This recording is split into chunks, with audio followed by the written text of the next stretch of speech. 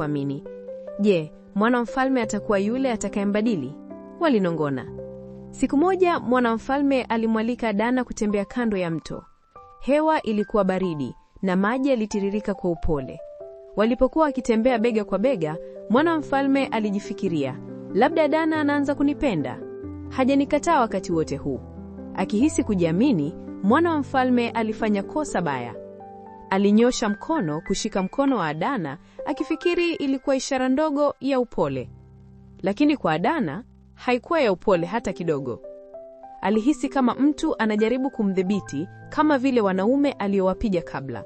Ghafla, hasira ya Dana ililipuka. Macho yake yaling'aa kwa hasira, na kabla mwanamfalme hajapata kusema neno, alimshambulia. Bam! Alimpiga ngumi kali kifuani, kisha pow, pigo jingine usoni.